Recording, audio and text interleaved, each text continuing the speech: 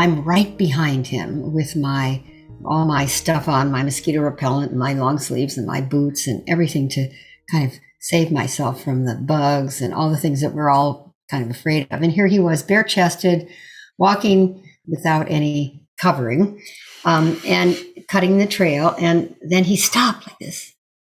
And he said, "Can you feel them?" Now he's speaking in Spanish, and I don't really speak Spanish very well, but I was pretty sure he said, "Can you feel them?" I looked around and I said, "What do you mean? Who are you talking about?" He said, No, listen, stop. Just listen and open your heart. Can you feel them?" And so I still. And then he said, "The millions and millions of souls."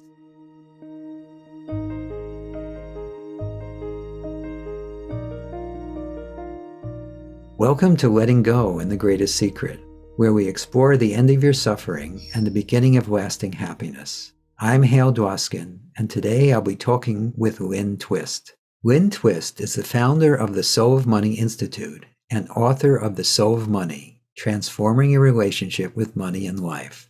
She has been a featured speaker for the United Nations Beijing Women's Conference, State of the World Forum, and Synthesis dialogues with His Holiness the Dalai Lama, among others. Lynne is the recipient of the prestigious Woman of Distinction Award from the United Nations.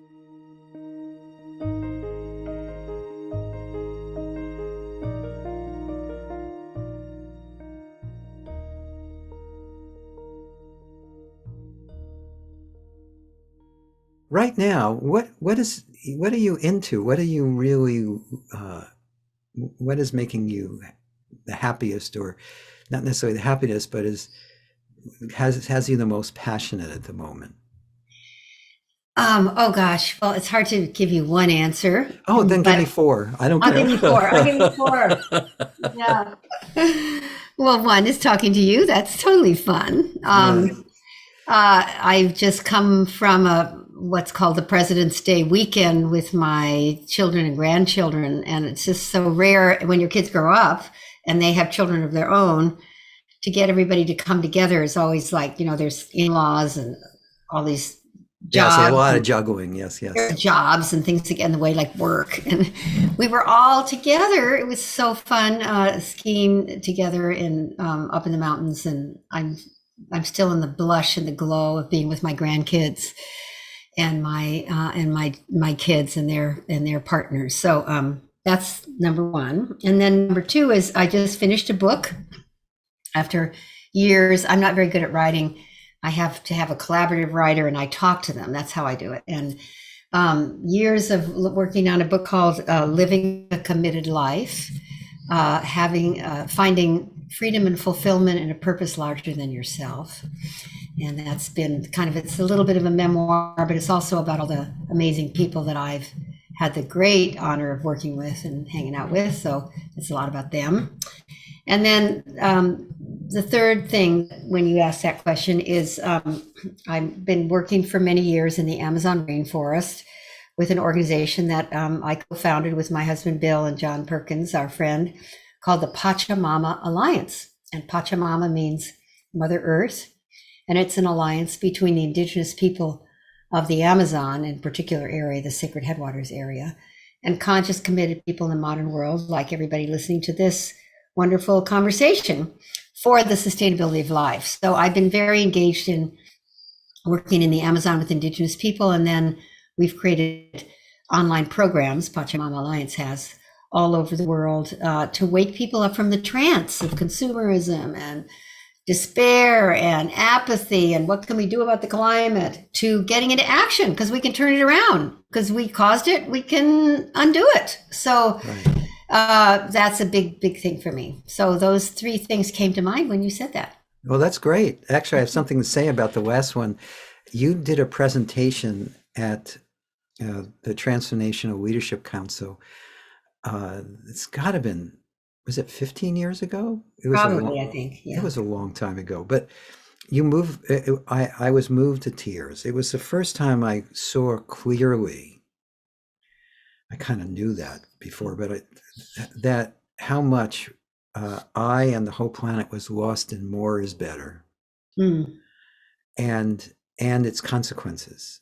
And it was a very simple, from the heart presentation, but it actually changed me.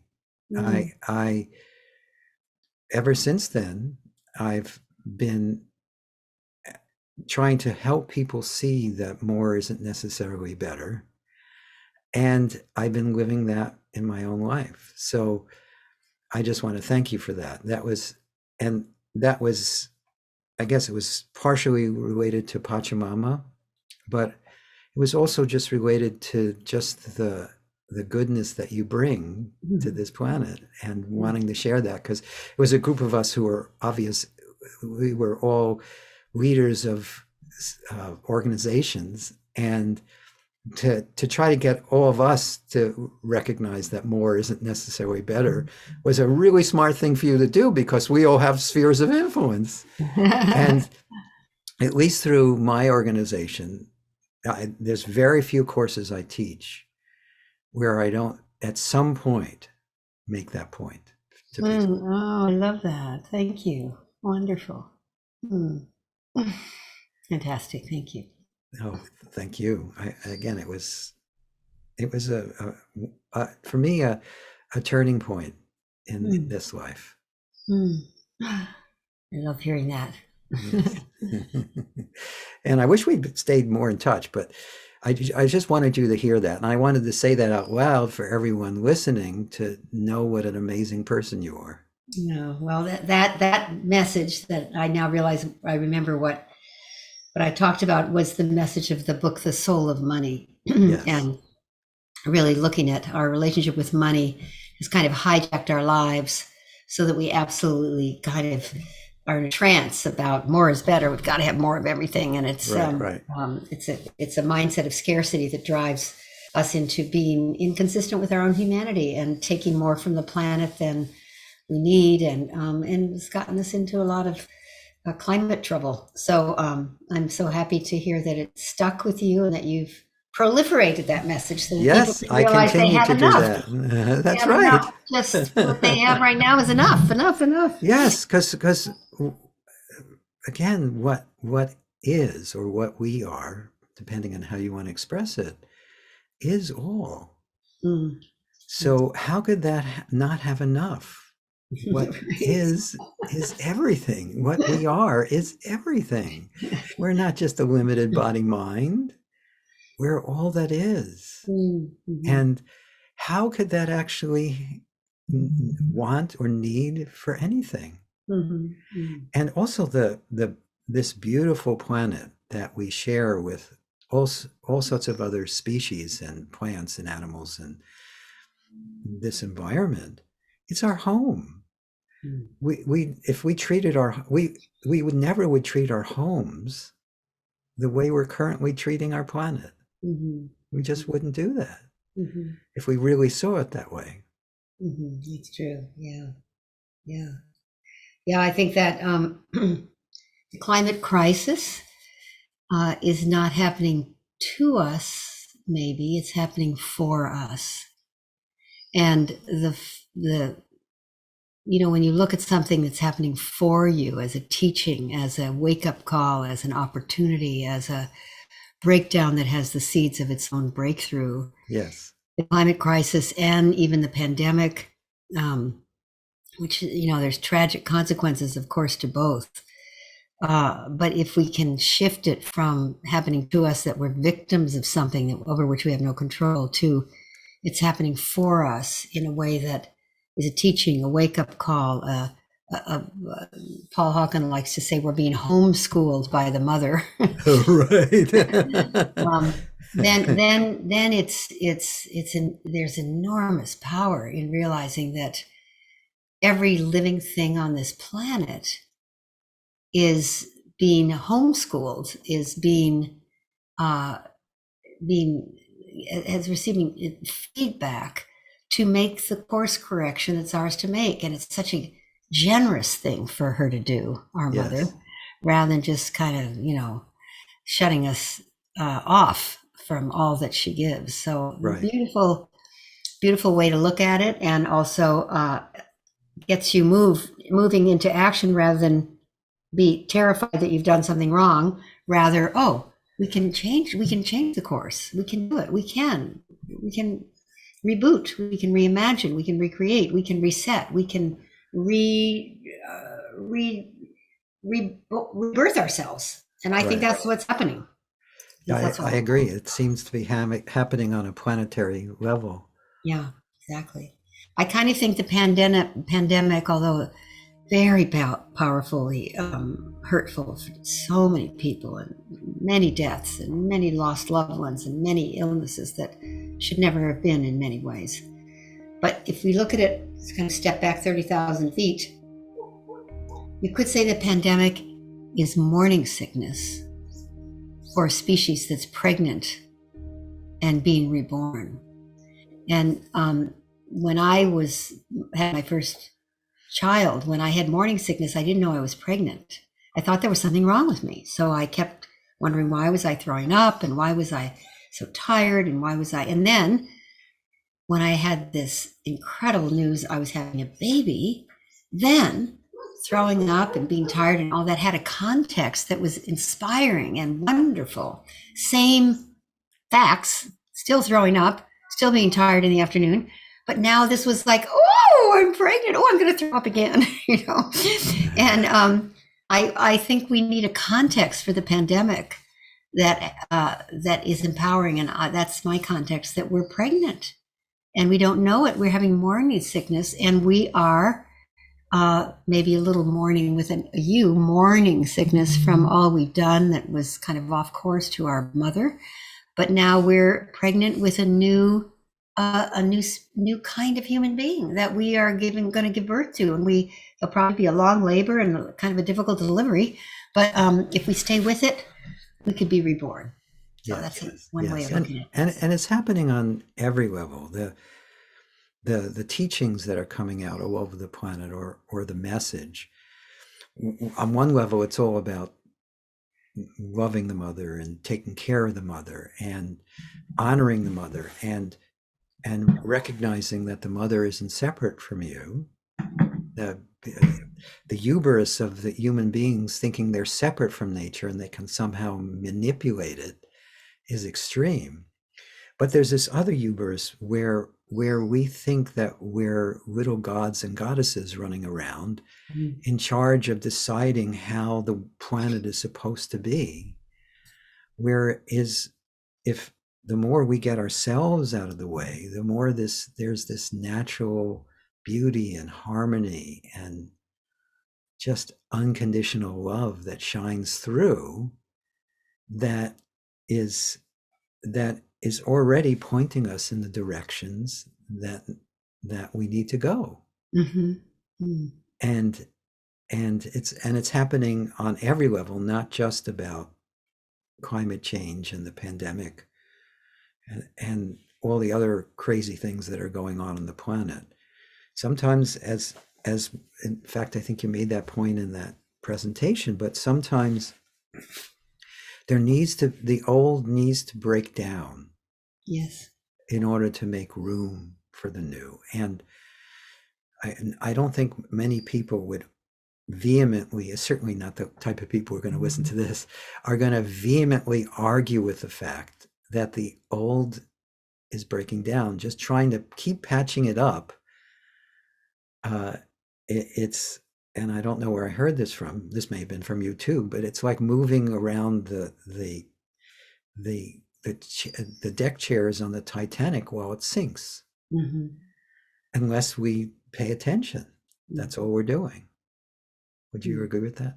Yeah, well, I think maybe another way of talking about what you're saying, I absolutely agree, is that the job of the conscious beings on this planet, like yourself and the people listening to this, is to hospice the death of the old systems that no longer serve us, to hospice them, because they are dying. They are no longer viable and they're falling apart. Right before our eyes, our political system, our democracy, our education system, our healthcare system, our economic system, our relationship with the natural world. we hospice the death of the old structures and systems and ways of seeing that no longer serve us.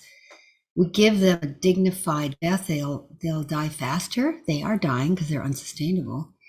And when something is hospiced, it dies with dignity and we don't make it wrong because it's what we lived in for so long.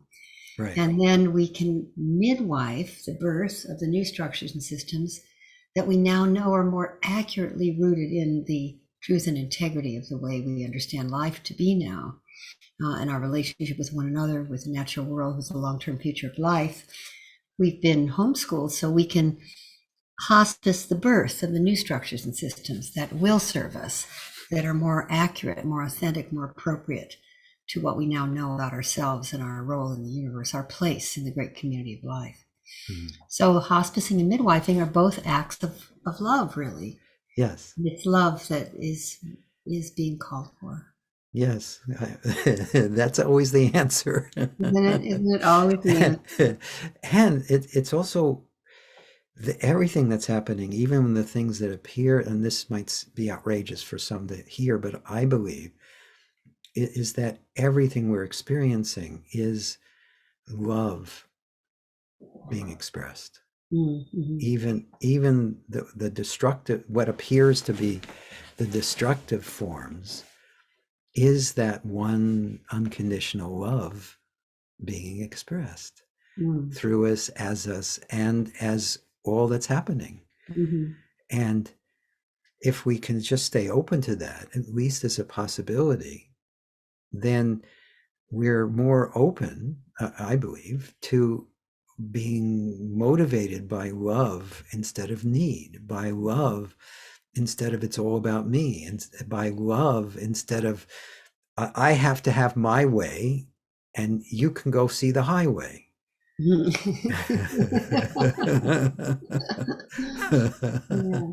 And also love doesn't make anyone or anything wrong. Right. It's so wonderful. And again, what you said is that, I mean, if you're hospicing systems that are dying, you don't lecture people as they die.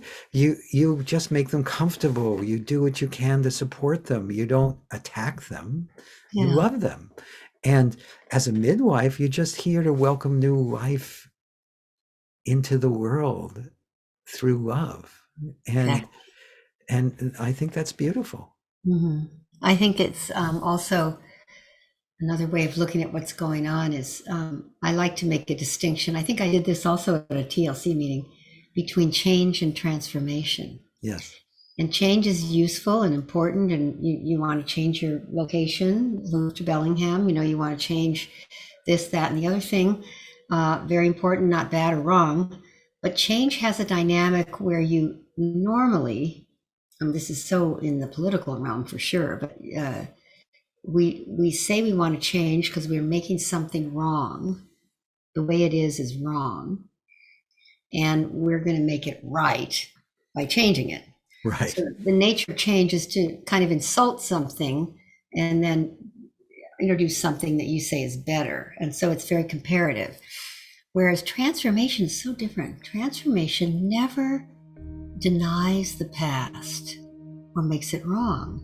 It has it make sense. Oh, I see now. So transformation is really afoot now, I think. You've been dealing in transformation your whole life, so have I.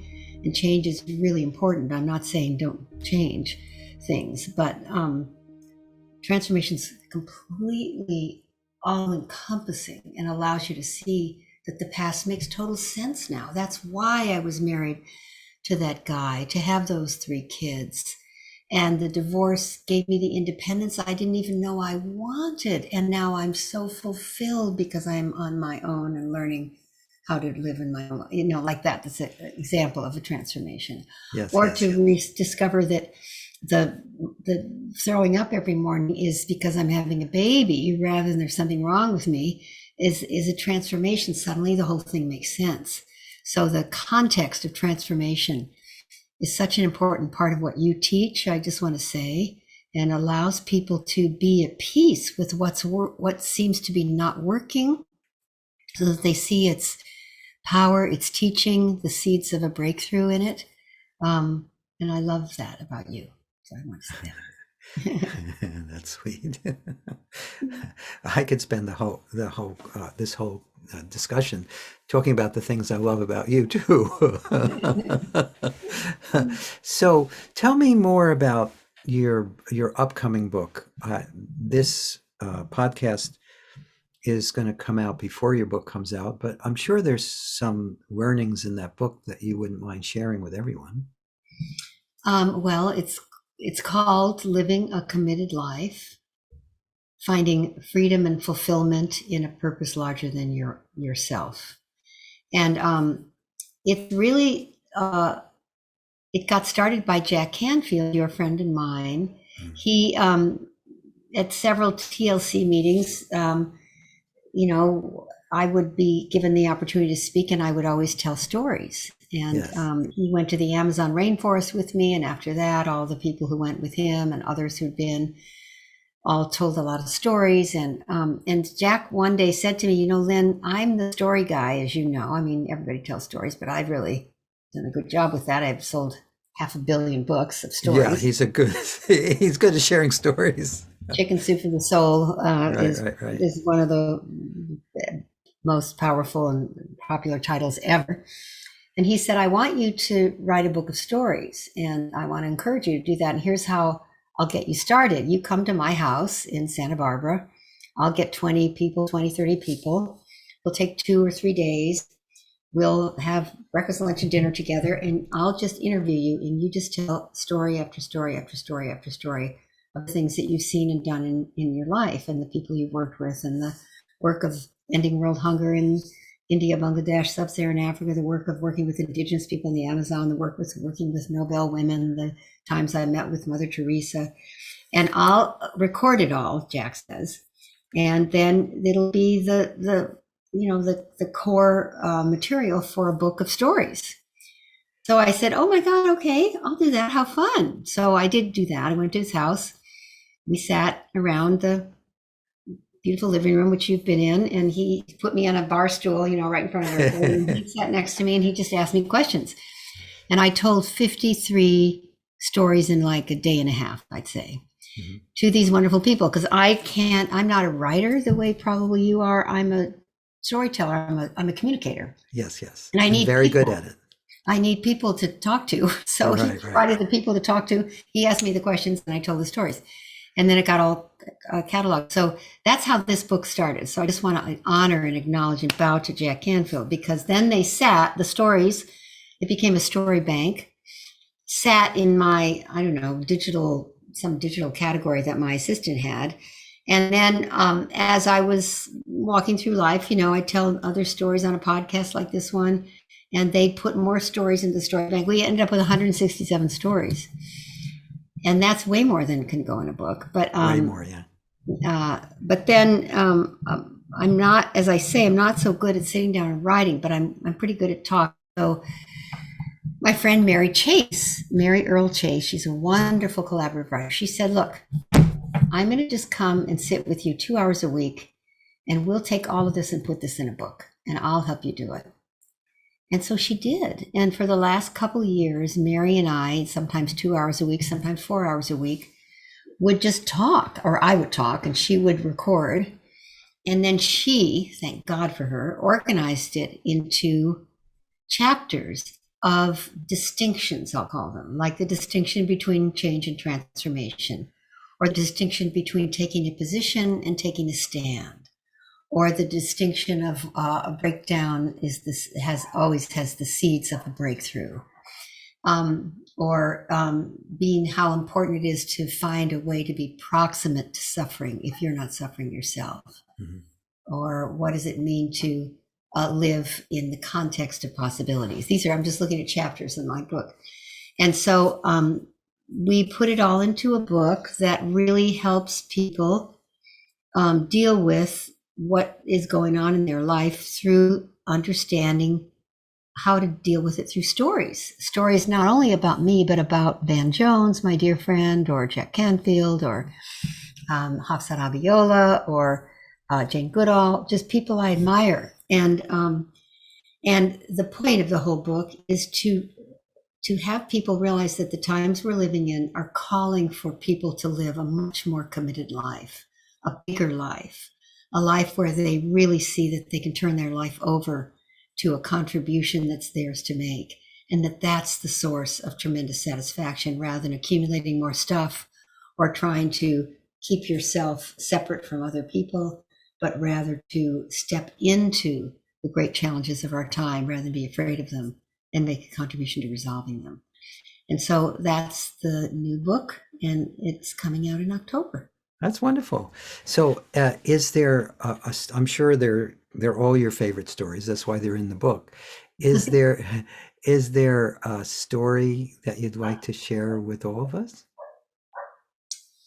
Sure. Well, I've had many, but I'll start with the last 27 years I've been working in the Amazon rainforest, and that has given me such a deep understanding of the natural world through the way the indigenous people live, and how they see themselves as part of the natural world rather than living in the forest. They are of the forest. And one of my greatest teachers has been a shaman whose name is Manari Ushiwa. And Manari is a Zapara man. Zapara people, there's only 635 of them left. They're facing extinction. And Manari is their leader, and he's also the shaman. And I was in his area of the rainforest called Zapara Territory, which is roadless and pristine and very stunningly, magnificently beautiful. And I was in the forest with him, walking behind him as he cut a trail with his machete. So this is this beautiful man. I can show you a picture of him if I can find it, but just this beautiful indigenous man, bare-chested, barefooted, and he's walking in the forest. I'm right behind him with my all my stuff on, my mosquito repellent and my long sleeves and my boots and everything to kind of save myself from the bugs and all the things that we're all kind of afraid of. And here he was, bare-chested, walking absolutely, without any kind of covering, and cutting the trail. And then he stopped like this, and he said, "Can you feel them?"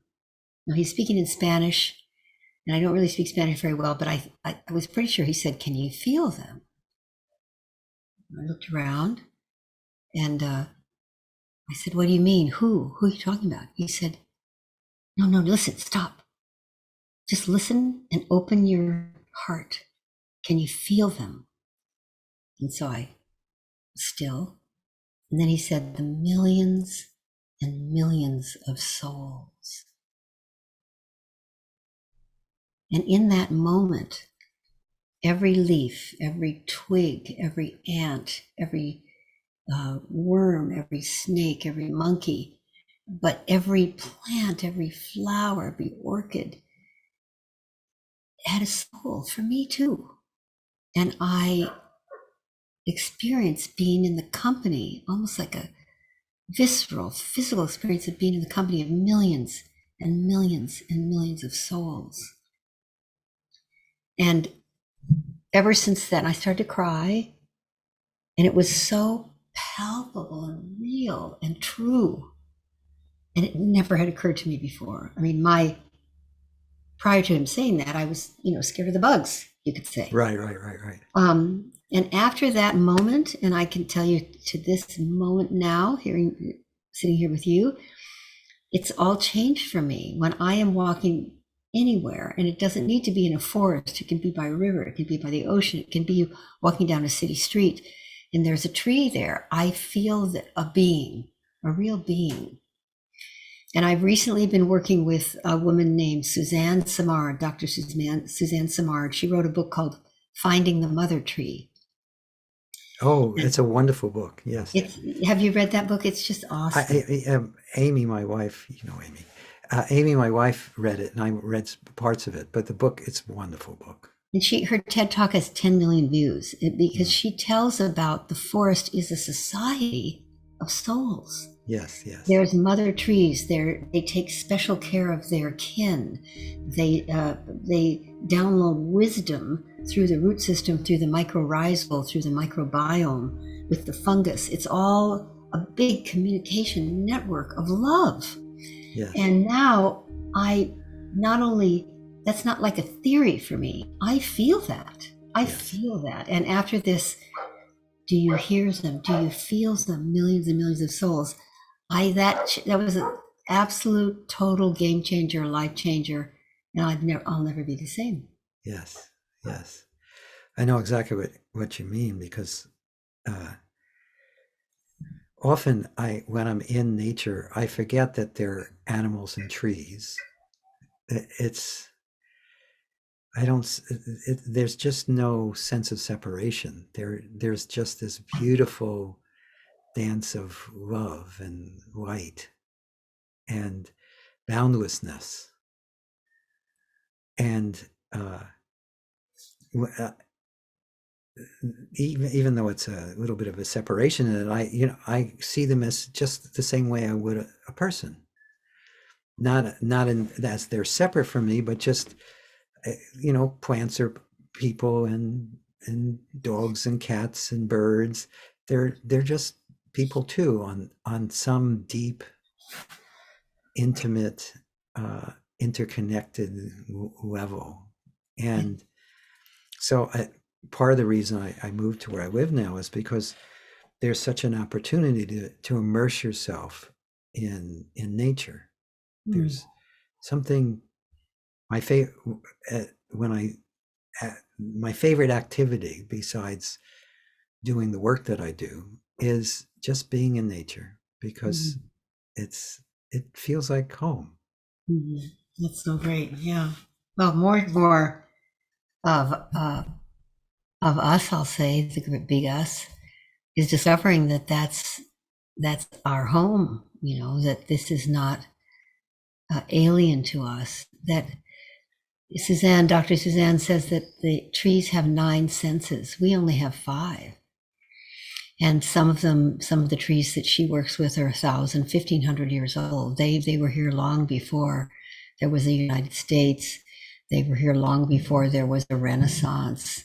They were here long before there was anything that we think is the most sophisticated and amazing human endeavors. But these big, giant, incredible trees, they've been here way longer and have enormous wisdom, really real wisdom. Yes. So it's incredible to rethink all of that, and then to experience that we're in the company of beings, real beings. Yes. And I remember the first time, another story I'll tell you, that when the first Achuar man who left the forest and came to live with us to learn English, and when he landed in San Francisco, after being on a plane, the first plane of his life, flying over land, looking down and seeing the ocean. He'd never seen the ocean. He only lived on a river. And when he got to San Francisco airport, he wanted to go first to the ocean before he came to our home, even though he'd been flying for many hours, because he wanted to see waves and salt water, because he'd only seen a river, a brown, Right. winding Amazonian river. And we took him to the beach, and the waves were super big. And we took him to Ocean Beach. Yes. And he was just astounded, and you could see him connect with them. And then the sand, and then tasting the salt water, and he stood in the surf. And then he came to our house, and when he came in the front door, first of all, he had a vision when he was 14 of something that he didn't understand. It was our house, and he recognized it. And he walked through my living room to what we call the music room, to the piano. And I have a very beautiful, what's called a parlor grand piano. My father was a musician, so he left me this exquisite piano, which we've had since then refinished. And it's one of those beautiful black pianos that sort of have shiny, wonderful surface with the wood. And he went over to the piano and he put his hands on it like he recognized it was a tree. Now, Right. I never thought of my piano as a tree. Right. But for him, this was a tree. And then when I sat down and started playing the tree, it was like, and it was so incredible. So now when I sit and play the piano, ever since that moment, I realized it came from a tree. I realized that the keys came from where they came from. I realized that the strings, I have a relationship with the origin of my piano, which is the earth, but I never before then thought of it that way. Right. So it's another story. Beautiful stories. Thank you. I'm looking forward to your book coming out. I think, I'm sure everyone listening to this is probably more interested in it now than they were before. So if you had to, this engaging in a purpose bigger than yourself, if you were to give people guidance of how to open to that, what would it be? Well, I think everyone who's here on the planet now has a job to do. It's not a small job or a big job, or not a small role or a big role. It's just your role.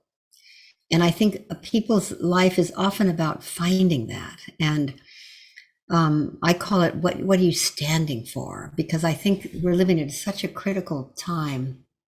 One of my mentors, Joanna Macy, the great Buddhist teacher who's 93, says people are waiting in line to incarnate right now because it's so exciting. We're in such a huge transition. We're in such a huge evolutionary leap that all the souls that are available want to be part of this.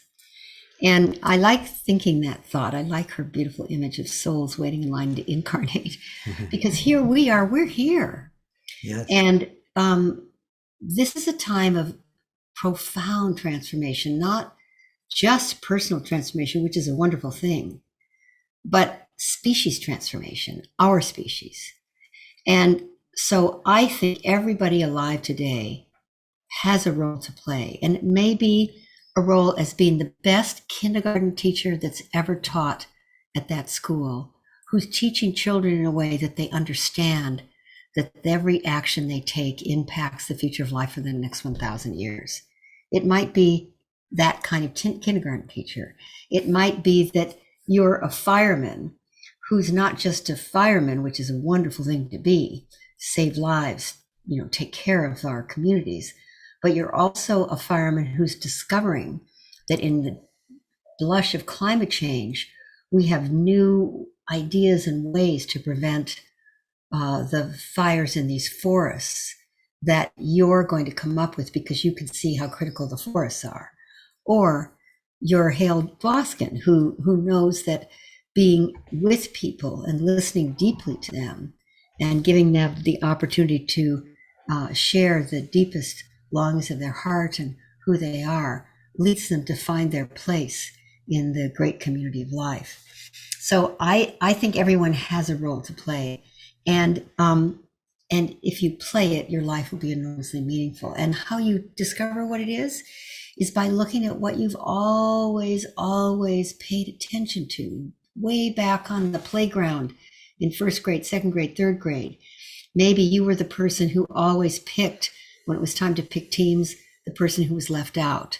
Maybe your commitment, your stand, your lifelong stand has always been inclusivity, and that's what you stand for. And so you're going to live with that stand in every job you take, in every conversation you have, in every way you walk in the world. Or maybe when you were a little girl, the whole thing that touched your heart was an experience of making sure that everybody had somebody who listened to them. And so you're one of the people who creates convenings of listening rather than speaking, listening tours rather than speaking tours. I like that, yeah. Maybe you're someone who's always been touched by how we domesticate animals and to stop animal cruelty. And so you're doing work either in your job where you get paid or your volunteer work, to ensure that these chicken farms disappear and that we have free range chickens, and that we are not cruel in the way we slaughter our animals for meat, and you're going to find ways to contribute to that. Maybe you're someone like me who knows that our relationship with money is so tainted and so dysfunctional that you want to spend your life being someone who shows people the power of letting money flow through and becoming a person of generosity. Doesn't have to be a philanthropist with billions of dollars, but your life is about being generous with money, etc. So I'm just suggesting that everybody has, I think, a kind of a dharma, a specialty, a unique gift that they want to give to the world, and that it's a stand that they can take once they discover it to live consistent with that. And that's a little bit of what the book is about, and how to find that, how to search in your childhood. Who were your childhood heroes? Who did you want to be like? Who are the people who've really touched your heart? Is it the Maya Angelous of the world? Is it the Jane Goodalls? Is it the, who are the people that really touch your heart? And it gives you clues. All these things give you clues to what your unique offering is and what you want to turn your life over to. And so that's what the book is about. Sounds beautiful. Sounds beautiful. Sounds beautiful. And also, just for anyone who's listening to this, also know that whatever you're already doing is your purpose too. Exactly. In other words, you can't get this wrong. That's right. The more you live as that truth of love and beingness that all is, the more you find this harmony and light and joy, and the more you're part of the solution as opposed to part of the problem, the more you experience the perfection that already is in this moment. Again, yes, there's turmoil on the planet. There's things that must be addressed if we want to continue to have the human species continue.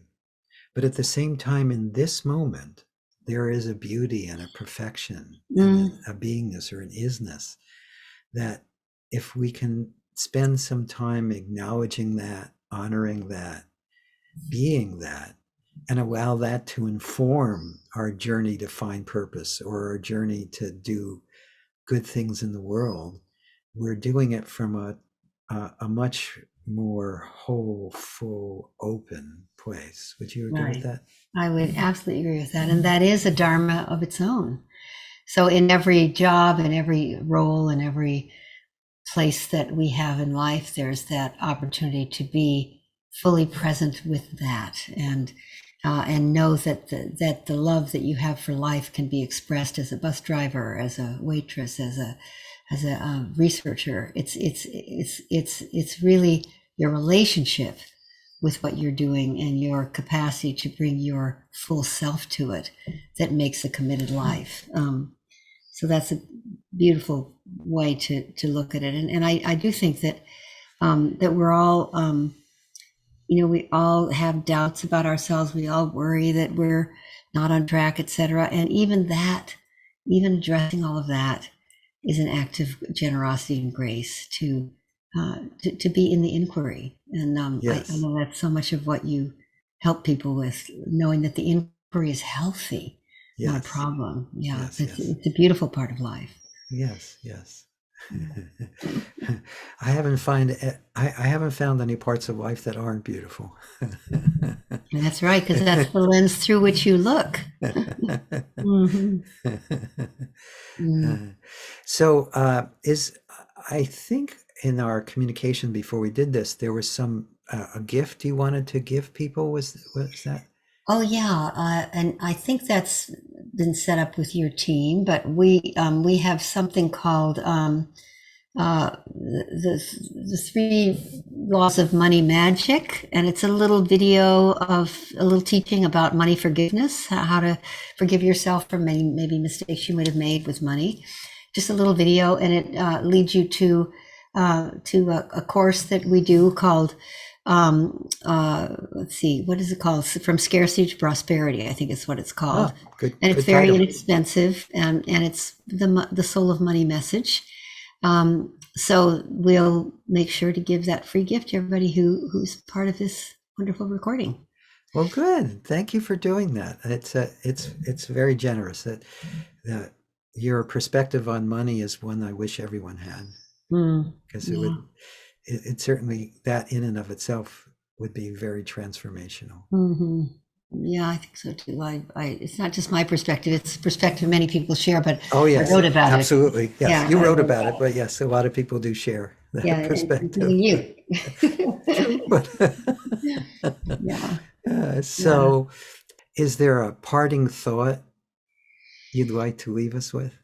Yes, I've discovered in the last few years of my life that we're living in what I'm calling the Sophia century. The Sophia century, the first century of the third millennium. And if you step back, as Buckminster Fuller taught me to do, and look at the long continuum of time, we're only 22 years into the first century of the third millennium. So we're starting a whole nother kind of era. And I consider this century the Sophia century, a century when women will take our rightful role in co-equal partnership with men, and the world will come back into balance. And I'll tell you one short prophecy about this century that comes from the Baha'i people. They say that for hundreds of years, the bird of humanity has been flying primarily with one wing, its male wing. And that the bird of humanity has a male wing and a female wing. But the female wing has been folded in, not yet fully expressed, in fact, a little bit truncated and suppressed, while the male wing has been fully expressed in all of us, and has, in order to keep the bird of humanity afloat, has become over-muscular, overdeveloped, and in fact, now violent. And the bird of humanity has been flying in circles for hundreds and hundreds of years. Yes, yes. But at this time in history, the Sophia century, this 100-year cycle, the female wing in all of us, in men and women, will fully express, allowing the masculine in all of us to relax a little bit. And for the first time in hundreds of years, the bird of humanity will soar. So I'd like to leave everybody with that image, that thought. And whoever you are, man or woman or non-binary, our feminine qualities are really important right now. The qualities of the heart, the qualities of the spirit. They need to have as much clout and visibility as our masculine qualities to get through the kind of wormhole we're in. And so that's my final thought. Let's all soar with both the masculine and the feminine wing fully extended.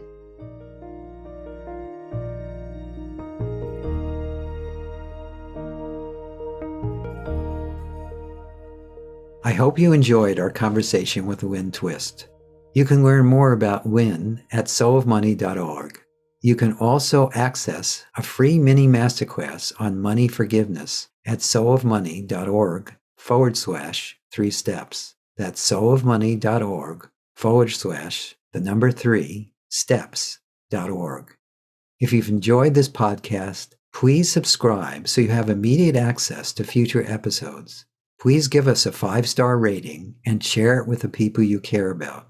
If you'd like to learn more about my work, my mentor Lester Levinson's work, and the Sedona method, please visit www.sedona.com. As you explore our site, you'll learn the key to lasting happiness, success, peace, and emotional well-being. We have books, courses, events, and plenty of free material to explore. Again, go to sedona.com. That's SEDONA.com. Thank you for being here, and we'll catch you on the next episode of Letting Go and the Greatest Secret.